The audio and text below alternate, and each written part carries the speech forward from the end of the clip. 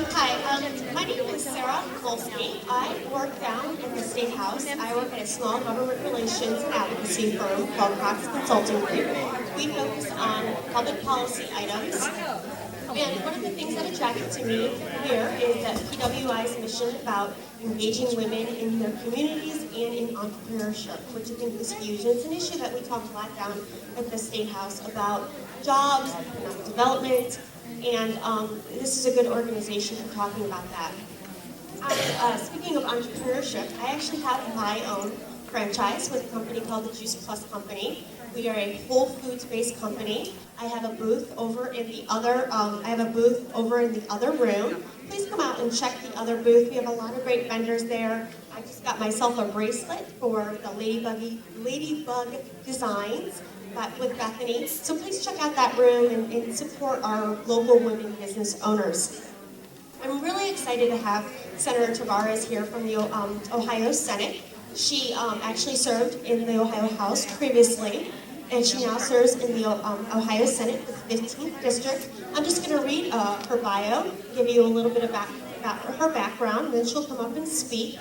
I'm sure she'll entertain questions for a few minutes, but I'm really excited to hear her, have her here, because I think she'll is really engaged with the issues that PWI is looking at. But Senator Traveris serves the Ohio's 15th District. She was elected in November of 2010.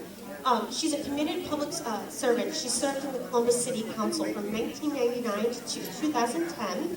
She has a national reputation as a leader in the area of health and human services, and it was instrumental in her appointment to serve as chair in the Columbus City Council's Health and Human Services Development Committee. In council, she also chaired the Housing Committee. Prior to joining council, she left a legacy for her citizens, serving 5.5 years in the Ohio General Assembly as a state representative in the 22nd House District.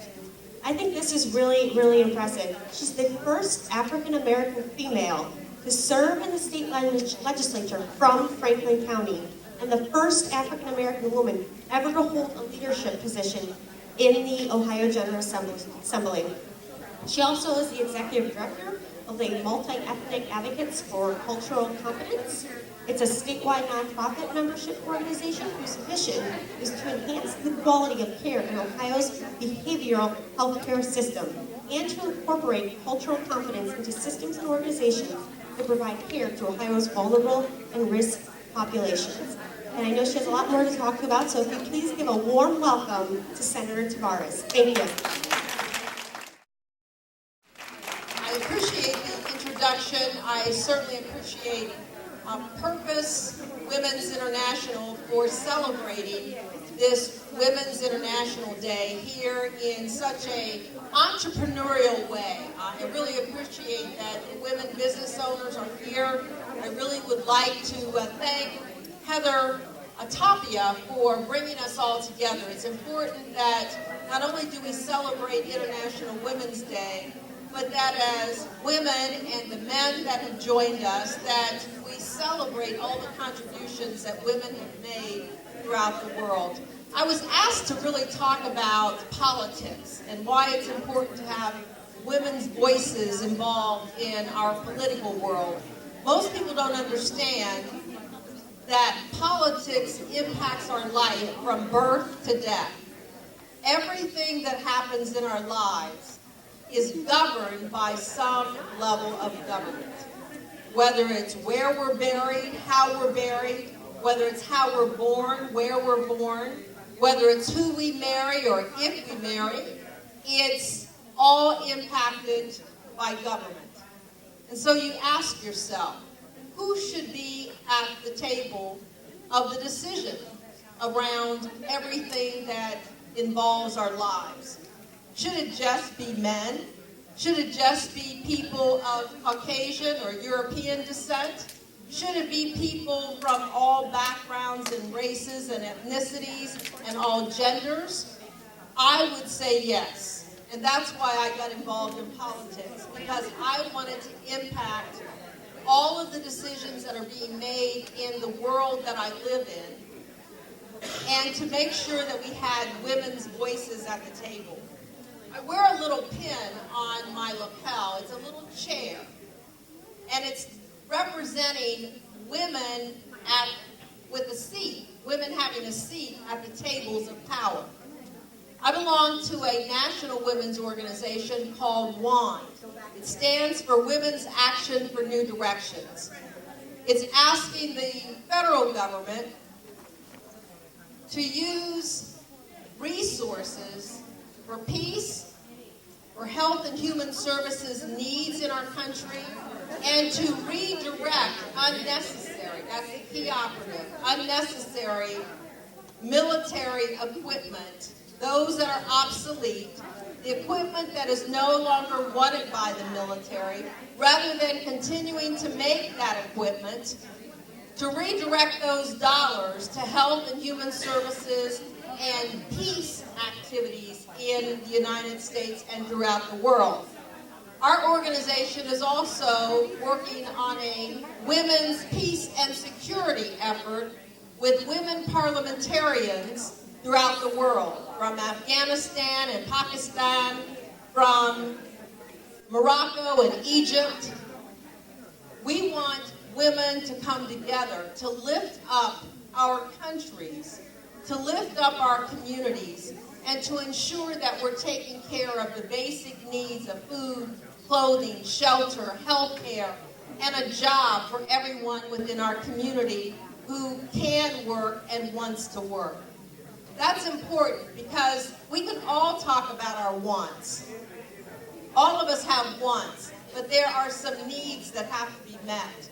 And that's why it's important to have women in your state legislature, in your federal Congress, and at the local level.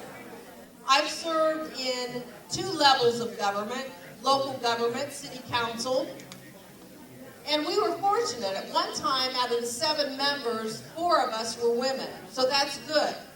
Because women in Ohio are about 52% of the population.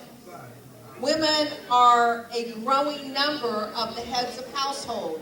In the African American community, about 70% of the households are headed by women.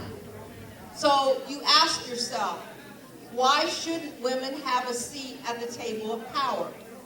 In the Ohio General Assembly, I serve in the Ohio Senate. There are 33 members that represent all 88 counties in the state of Ohio. 33 of us. Out of the 33, there are only 8 women. In the Senate, 3 of those women are Republican, and 5 of those women are Democrat. So only 8 out of the 33. It is noticeable because there are attacks on women's health and reproductive rights.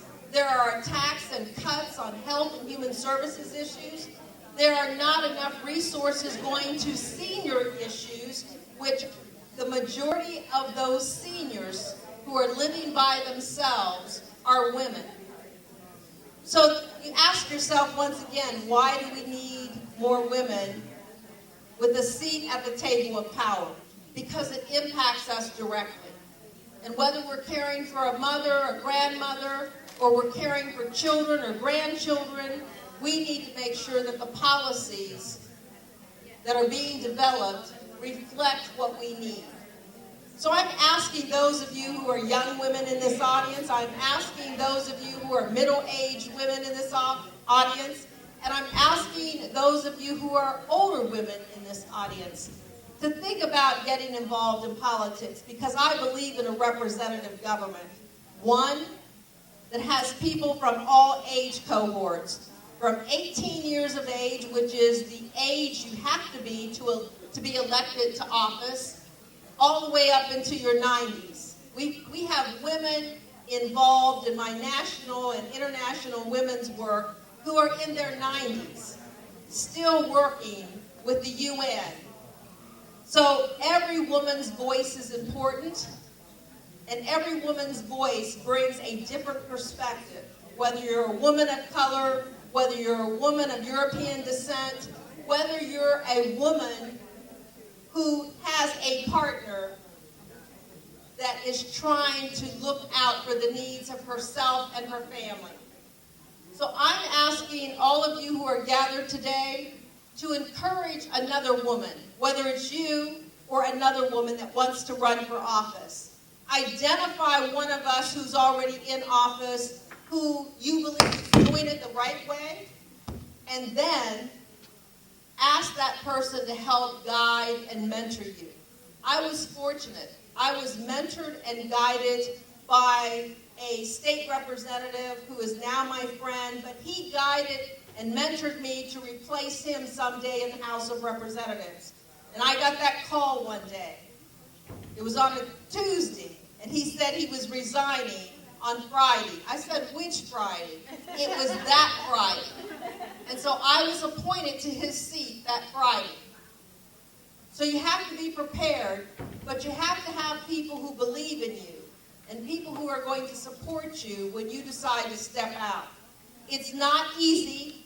I enjoy it tremendously because it's a lot like social work. You help people with their individual problems. You help communities with neighborhood problems. You help in the state with broad public policy decisions such as marriage, such as who can marry, such as health care and what kind of health care, and issues that impact our education. So I am asking all of you to think about what woman do you know that you want to encourage to run for office. And then step up if it's you. If it's not, tap that woman on the shoulder or call her up and tell her, we need you. We need your voice, and we need you at the seat of power to help our communities. I thank you once again, Purpose Women's International, and I thank all of the booth participants and all of the entrepreneurs and all who have helped to make today's event possible. We look for next year's event to be even bigger and better. And for all of you, celebrate the women in your life. Thank them for all that they've done. I'm going to go when I leave here today and thank my mother for all that she's done because she's been my shero. If it weren't for her, I wouldn't be where I am today. God bless you and thank you. So I wanted to just say I'm so honored to have this wonderful woman at our event. Again, thank you so much for being a part of it, and I appreciate everything you said. I'd like to, what we have with International Women's Day, for those of you who aren't aware, is International Women's Day Recognition Awards.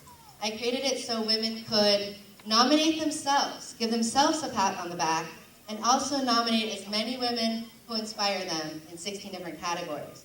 So I'd like to, Senator Traveris, give you an IWD Award Honoree Certificate.